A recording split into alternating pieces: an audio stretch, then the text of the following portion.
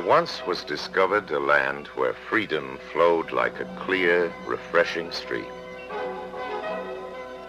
Word of this wondrous stream spread to places where the currents of freedom were weak and dying. Many who heard of the river longed to come and live in this new land, to refresh themselves in this stream, for they knew that the power of freedom was great, that it would renew their hope and replenish their energy. So they came and tasted the waters of freedom, were refreshed. And they said, "Here is the greatness of this land. So long as this stream flows strong and clear, our people will be filled with life and hope.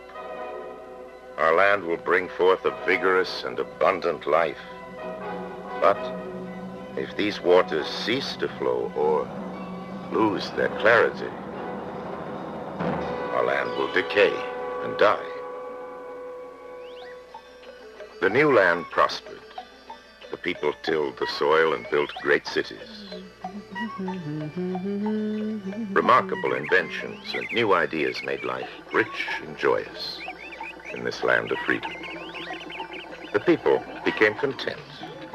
How good to live in this most favored land. They grew proud. How well our hands have cultivated and built. Their pride grew and grew. They did not know that too much pride could blind them. They did not know that too much pride could make them arrogant, foolish.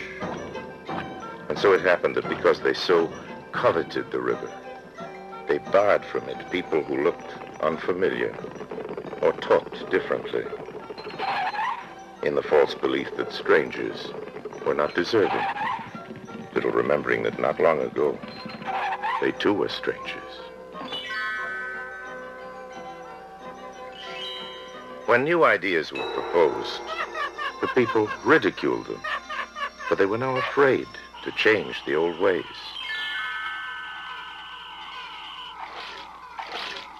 When some among them arose and selfishly took more than their share, the people did not stop them, but instead resolved to do the same.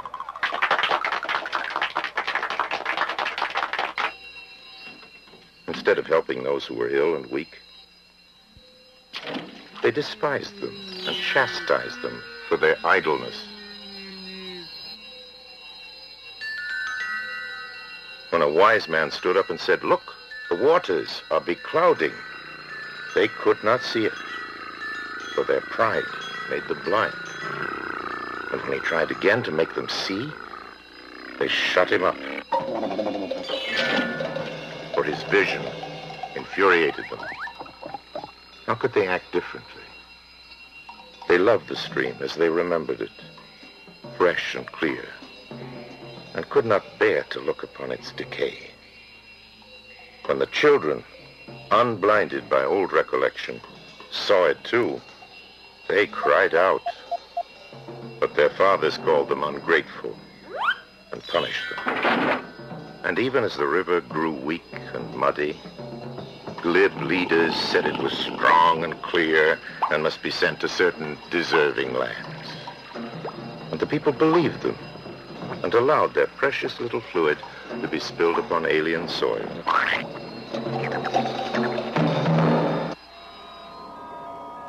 The people, feeling their hopes dying and their energy waning, finally looked at the river. They saw it was wasted and stagnant. The spirit of despair was great in the land. The people became confused. They did not know what to do. In the darkness of that hour, they heard many voices. Some said, "The river is a nuisance and only lowers efficiency. Too much freedom causes disorder. The people are not ready for the river of freedom. Perhaps later. We will stop the river and start it again. was sick. But other voices said, let us work to make the waters of freedom flow fresh and strong again. Where it has been fouled by our foolishness, it can be made clear by our wisdom. Where it has grown stagnant from our neglect, it can be kept fresh by our vigilance. And the people listening said, the life or death of the river of freedom is in our hands.